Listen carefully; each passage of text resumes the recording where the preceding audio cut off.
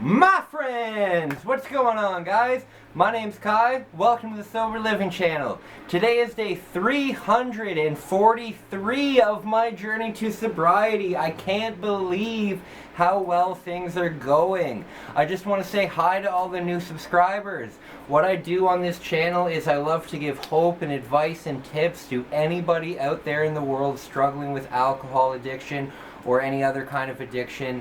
If there's anything I can do for you guys, please let me know. My email is open. I'm having such a good time responding to you guys, and it gives me real life purpose to be able to do that. So thank you so much.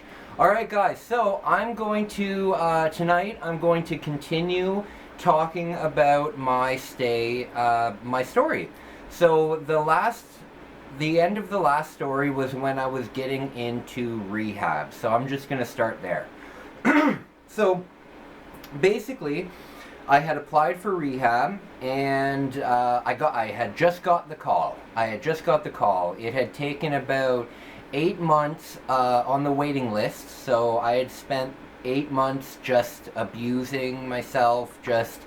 I don't remember those 8 months, but I can tell you that all I did during those 8 months was take time off work and drink. That's all I did. I think I went on a leave of absence from work specifically so I could drink. It was horrible. But now I'm on my way to rehab. Now, when I went to rehab the first time, this would have been in, I think, 2013, 2014. Actually, you know what? I did this piece of art when I was in rehab the first time.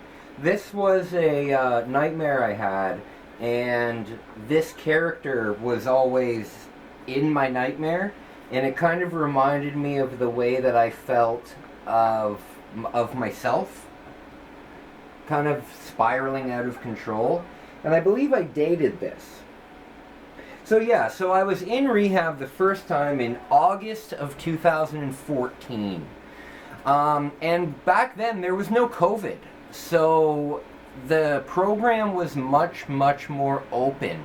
There was also smoking in the hospital back then. Not in the hospital, but if you were a smoker, whenever you had a time off, you could just go socialize in the smoking area. So it was a very different atmosphere. When we went the second time, everything that we did, everything to the point where we bathed, was scheduled. Everything was scheduled. And that was good, because it made sure that we kept on track with all of our classes, all of our courses, all of our coursework. It made sure we kept on track with that, but it was tough. The first time we were there, it was much more social. So, I found the first time that I was there, I just didn't want to be there. Even though I had drank myself to ruin, basically. I had lost my girlfriend at this point. I still had my job, and I still had my apartment.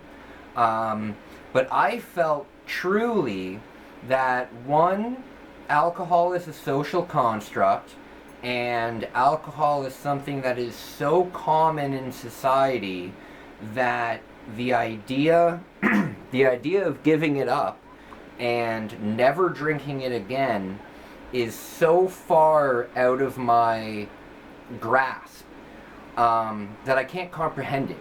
I couldn't comprehend the idea of never, ever drinking alcohol again.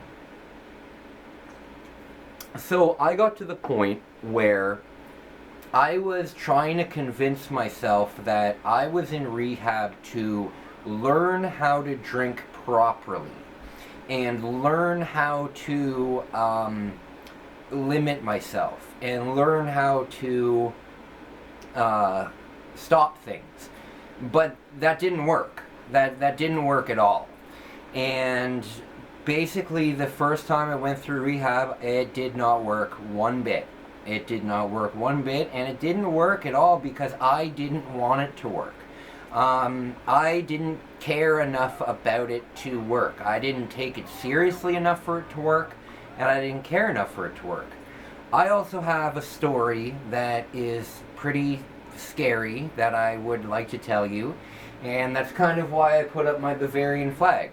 So, my family is German.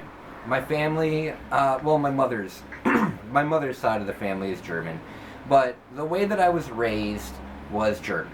You know, when I think of my heritage, I think of German heritage. So, at this point in my life, in 2014, I have been traveling to Germany a lot. I was very proud of being German. I have this chest tattoo, which is basically this, just on my chest. And when I went into rehab, I had a shaved head. And I think you can probably see where I'm going with this. So, in 2014, the social justice warrior movement really started to pick up. And people started judging people blindly on a lot of things. And there was this one incident. It was about 2 weeks into my first day where I was actually jumped. I was jumped and I was beaten up. I was beaten up pretty bad, actually. I was beaten up to the point where I had to stay, like, in a nurse's station for, like, a day and a half kind of thing. It was pretty bad. But basically, I had a shaved head. I wore tank tops, exposing my Bavarian heritage. I was a very proud German. And a lot of people looked at that and they equated that into me being some kind of skinhead or something like that. And one day when we were going to check-in was basically what it sounds like. We would all have to go from the upstairs level to the lounge in the bottom level.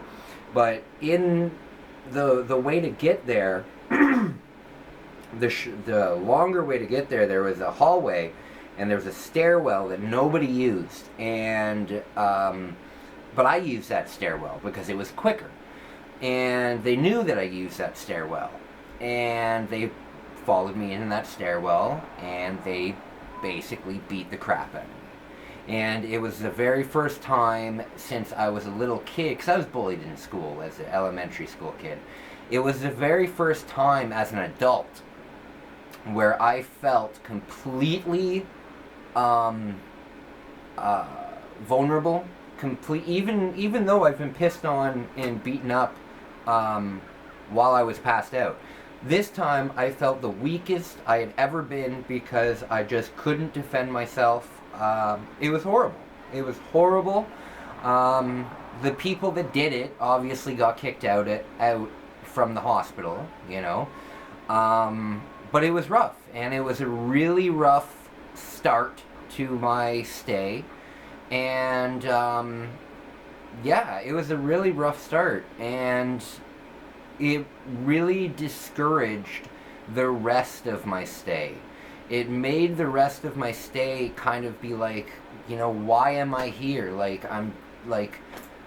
It really just made me feel like, why am I here? So, what happened was, eventually my anxiety, I was having anxiety attacks every night, and all I wanted to do was drink, and I knew that the program was not going to work for me, and I had already convinced myself in my brain that this is not going to work. And if you're in rehab and you convince yourself that it's not going to work, it's not going to work. You might as well leave and let somebody else come in and get the help that they need. You really need to want the help and accept the help, because I said, listen, this isn't for me, no. And I went right up to the nurse's station and I said, I'm leaving today. And they said, no, Kai, like, you're not leaving today. Like, let's sit and think about this. And I said, no, there's nothing to think about. I'm leaving today. And they said, listen, Kyle, there's paperwork and we have to do an interview with you. And I said, listen, I don't think you understand. I'm leaving within the next hour. I've already called my parents to come and get me. I'm leaving. I don't care if I have to. I'm leaving. And they're like, if you just leave, like, first of all, it'll come up on your health record that you just abandoned rehab, and that's still on my health record. If I look at my health record now, it'll say something like voluntarily left rehab or something like that, but it says did not complete the program, you know. And you know what I did? I went home, and the very, very, very first thing that I did was walk across the street and go back to the bar that I drank at, that I got so drunk at that I passed out and got pissed on. I did the exact same thing. Right away. Right away. I spent 41 of the 42 days there. I did the whole thing. I made friends. I listened to countless people talk about their experience. I gave it all up. I pissed it away. I gave it all up. And looking back on it now, it makes me want to cry because number one, somebody else could have been using that bed, and it could have saved that person's life. And because I was using that bed and I wasn't taking it seriously while I was there, somebody might have died because I didn't take it seriously. That's something that sticks with me. And that's something that breaks my heart. But as a recovering addict, there's a lot of things that stick with me, that break my heart. But you also have to understand that the things that you did while you were in active addiction are side effects of a sickness. They're side effects of an illness. You know, if you had Crohn's disease and you accidentally pooped yourself, right? Nobody would say, well, it might be a little embarrassing, but it's because of a medical illness, you know? It's not necessarily your fault. And now, don't get me wrong, I'm not saying blame all of the problems in your life on your medical illness. All I'm saying is that once you get clean, and once you get sober, and once you can start thinking about these things realistically and clearly, you can start forgiving yourself. And you can start coming to terms with yourself. And most importantly, you can start coming to terms with the people that you've hurt and the people that you've wronged. And I'm telling you, when those people see how far you've come and how hard you're trying, they are going to accept your apology. They are.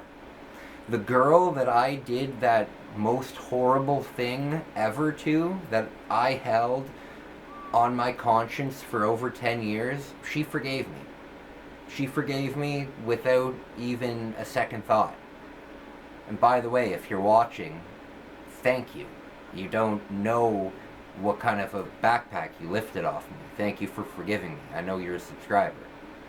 So, it can happen, guys. It can. Alright. That's it for part 2.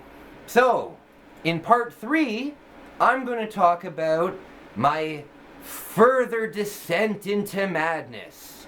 Now, we're going to talk about how I fell even farther and landed up nearly living in a forest behind my parents' house because I was too stubborn to just ask my parents for help again.